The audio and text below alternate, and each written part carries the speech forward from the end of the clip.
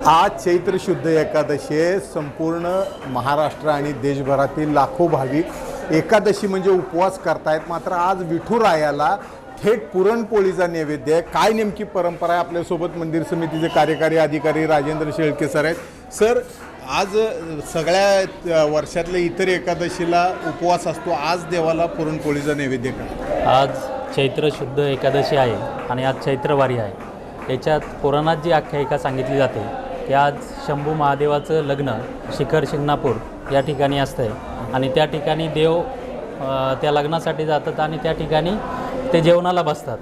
त्यामुळं आज गोड नैवेद्य दाखवण्याची पूर्वीपासूनची प्रथा आहे। त्यामुळं आज एकादशी असूनसुद्धा आज उपवासाचे पदार्थ नसून आज गोड पुरणपोळीचा नैवेद्य आहे। तर शंभो महादेवाच्या लग्नाला विठुराया गेले आणि आग्रहामुळं पंक्तीत बसले आणि आज एकादशी विसरले आणि त्यामुळंच आज विठ्ठलाला पुरणपोळीचा नैवेद्याची परंपरा पाळली जाते। आज चैत्र शुद्ध एकादशी आहे आणि यासाठी जवळपास 2 ते 2.5 लाख भाविक पंढरपूरला आलेले आहेत। या वेळेला वारीमध्ये जवळपास 50% एवढी संख्या घटलेली आहे। सध्याची युद्धजन्य परिस्थिती असेल किंवा डिझेल पेट्रोलच्या टंचाईबाबत असणाऱ्या अफवा असतील, या सगळ्यामुळेच भाविकांची संख्या तब्बल निम्म्याने घटलेली आहे। आज चैत्र एकादशी निमित्त मंदिरात येणाऱ्या भाविकांच्या स्वागतासाठी फुलांची आकर्षक सजावट करण्यात आलेली आहे। सूर्यफुलांचा जास्तीत जास्त वापर या सजावटीमध्ये करण्यात आलेला आहे। आता या दर्शन रांगेत आलेले भाविक आहेत, आपण त्यांच्याशी संवाद साधू। किती वाजता दर्शन? 3 वाजता कुठं आले?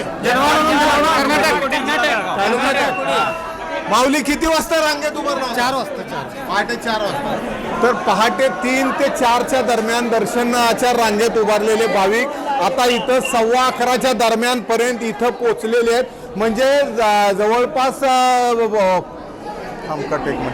तर या भाविकांना विठ्ठलाच्या दर्शनाला येण्यापर्यंत 8 ते 9 तास एवढा वेळ लागलेला आहे। माऊली, कुठून आले?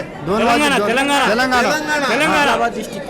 तर महाराष्ट्र सोडून कर्नाटक असेल, आंध्र प्रदेश असेल, तेलंगणा असेल, या सर्वच ठिकाणाहून भाविक मोठ्या संख्येने आलेले आहेत आणि लाडक्या विठुरायाचं दर्शन घेण्यासाठी आज ही मंडळी 8 ते 9 तास दर्शन रांगेत उभारून आता विठ्ठलाच्या गाभाऱ्यापर्यंत पोहोचलेली आहे।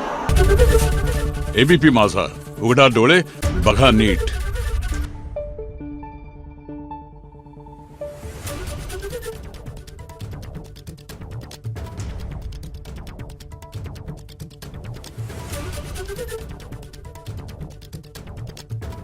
Thank you.